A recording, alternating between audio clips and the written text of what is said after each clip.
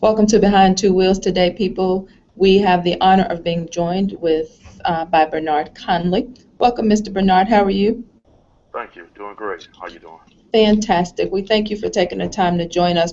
The whole concept of Behind Two Wheels is really to get America to see that we are normal people. I think the media always portrays the negative behind who we are as a people in general, especially motorcyclists. And we want to get what we would call the cagers just to see who we are. So, Bernard, tell our viewers who you are. Tell us about you. I'm Bernard Conley, professional. I'm employed by Verizon Wireless, and I've been at that company for like 12 years. Been what they call on the set itself for about 4 years. Okay. Um, Started out independent rider for about 7 years, and been myself in a club for 2 years now. What do you do for Verizon? I do customer support with them. Okay. What's your writing name, Bernard? Yellow, Yellow. of all things, right? Look, I don't even have to ask how that comes about. Typically, I say, where did that come from? Correct. I know. Yeah, That it's one I quite don't need to obvious. ask about. I know. Tell me about your family, Bernard. Actually, now divorced and no kids. And but I will say I take care of my mom, Oh, most important person in my life. So I yeah. make sure she's always taken care of. I have some siblings, and closest to my cousin, who trying to get him into the bike set, but his wife is not having it. Well, that's not surprising. Right, right, Maybe as she starts to see a lot of the whole thing of who we are behind two wheels, and maybe she'll give in a little bit. So she'd definitely be a good person to let see our videos or our right, whole series. Some of the women that we've interviewed have been amazing, and there's plenty more to come as well. right, right. Now, tell me, Bernard, what are your spiritual beliefs? Oh, deeply grounded, deeply rooted. Myself, Christian, and been that way for quite some time. You know, Okay. when you have some of those life-altering events that definitely get Hmm. you going in the right direction, let you know that this is where you need to be. And one of the things that got me even closer occurred over the summertime, with death of a couple of friends of mine, and then myself looking at the grill of a car coming at me head on. Oh, wow. Uh, yeah, it things like that really put things in perspective for you. Okay. Do you have any regular spiritual things that you practice or church or anything that you do on a regular basis that you belong to? Definitely. I don't attend as much as I did. I do work a lot of Sundays, but prayer is definitely part of my life, morning and Okay. in the evening. Fantastic. What drew you to motorcycles, Bernard? Well, one, my uncle. Uh, I remember him having a Harley when I was a little boy, about 4 or 5 years old. Hmm. And the other thing, my best friend, I used to ride his because I didn't have one myself at the time. So when we were kids, I used to ride his. And it's funny that now we've grown up. Now we both have motorcycles, and we're both in the club together. And I'm like, okay, I think our next thing would be we'll go to a retirement home and have, Adjoining wheelchairs, rooms. right? So that's one of the cool things about it. And when I say from birth to earth, yeah, I can honestly say that that's the way it's going. Okay. And that's your cousin? No, it's my best friend. Oh, just friend. Okay. Hmm. Fantastic. Hmm. What was your first motorcycle? My first motorcycle was a Suzuki Marauder, Okay. and And what do you I ride had now? a ride now Boulevard 109. Okay. Do you do a lot of traveling? I do. I say about 3 to 4 times a year. Okay. Furthest distance you've driven? Furthest distance, myself, I would say Augusta, Okay. and Augusta, Chattanooga, because anything that was like 6 hours out, uh, normally tow the bikes there, then ride once we're there. Okay. Tell me what people say when they find out you ride a motorcyclist. When you are a motorcyclist, what do they say, Bernard? What's the reaction you get? But people that know me most of my life, most of them say, yeah, I can see that's you. Um, some they find it shocking, like, no, that doesn't really seem like you. But again, that's because of the persona that people see, like we were talking about earlier, see on TV, uh, and some of the images that are portrayed on television or from what they hear in the streets now, especially with some events in the news. Right. And with that being said, I get questions, from some of my coworkers now about things that's going on the set, Mm-hmm. about things that have occurred. And I'm Right. like, well, y'all know me. I don't have that life to live.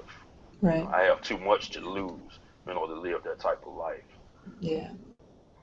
What's the biggest myth or persona that you hear about motorcyclists that you um, find to be absolutely not true or that just really burns you? What do you hear that you know not to be true about us?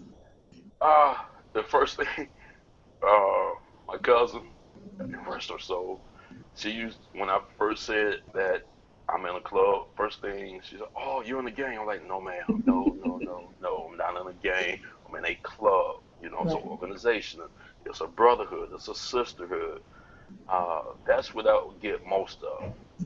Yeah, I think most people think motorcycle clubs are like gangs when theoretically they're much like fraternities and sororities. Um, Right. your organizations. Philanthropy is a big part of what we do as a motorcycle community. What have you participated in philanthropically that has meant the most to you? Let's see. I Charity think events or any of those kind of things? definitely different charities, and myself has been put on me to try to organize a ride and to help us get the law strengthened uh, with accidents that the drivers are at fault. Because I lost a very good friend and brother of mine last summer due to something like that. And it's like, look, you know, like I said, it was put on me at that time, help us with this. And I was like, yes, I will. Because Georgia right now is the one of those states that do not have strong enough laws where if it's a driver at fault accident. Well, as a motorcyclist, I think you'd probably agree that the majority of the fatalities in our motorcycle community are driver error. Yes, Saying our error, not the car driver. Something we've done, speeding. Most of the time, it's probably something we shouldn't have been doing, not knowing our bike or riding outside of our capabilities or something. It's a very small time, very small percentage of the time that it's actually another car that it was the car's fault, where they didn't see you. It happens, but I think the majority of it is our fault. Would you agree now with that? that I'll say about 50-50. Mhm. And I hate to say it, I know I'm gonna take a lot of heat for it, but those accidents that you're speaking of, I do notice those are more from riders that own sports bikes Yeah. versus cruisers. Yeah. Because I know But myself, before I made that decision to get a cruiser, I got a cruiser at the right time in my life. mhm. If I was younger, I probably got on a sports bike, and I would have been one of those guys. Because Oh, I just that totally understand that that. daredevil nature in me. Trust me, I totally understand that. I had to get rid of my Hayabusa because it's bad association. It makes you want to do bad things. So I understand. Correcto mundo. So you know what I'm talking about. But at the same time, those sport bike riders are the greater percentage of our fatalities. Exactly. So, And yes, it is. yeah. So that goes No, along with what I was saying that in our community, the majority of motorcycle fatalities in the motorcycle community in general is something that's our fault. Being that most of them are sport bike drivers and most of them are probably, again, motorcyclist error. Um, right. but yeah, it's definitely unfortunate. I think when I first started riding a bike, it's like the loud pipes and all of that was driving me crazy. I was like, I don't want that, but it's the noise that saves your life when people can hear you. It's a necessity. It is. it doesn't have to be as dramatic as some of us are, but I think Right, there's a right. fine line between too much. Tell me what it is. What would be the one thing while we're talking about motorcycle safety that you would tell a car driver that what's the one thing you would advise them of? I'll say the one thing. I'll say look 3 times. Not look twice, right? Right, right. Look Yeah. 3 times because you with the rate of speed, it's hard to judge the rate of speed of somebody on a bike. Hmm. And I say that because myself, I might see somebody in my rearview mirror at one moment. Next time I look up, they're at the mirror. Right. So I think that's the big thing right there. So before they pull out, not look once, look twice, no, look 3 times. Right. And I think that right there will help any driver to avoid any accident with a rider. Okay. Finish this sentence for me, Bernard. Motorcycle riding to me is.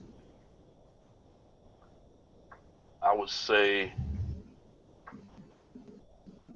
my biggest stress release because I'm a totally different person before I get on, but once I get off, my mind is clear. Okay. I think that probably all of us who ride really would agree with that. We Right. certainly agree with that. Well, Bernard, I thank you for taking the time to join us today on Behind Two Wheels, where we are literally just trying to get America to see that motorcyclists are people too. Thank you for your Yeah. time and sharing your story with us and our viewers. All right. Thank you.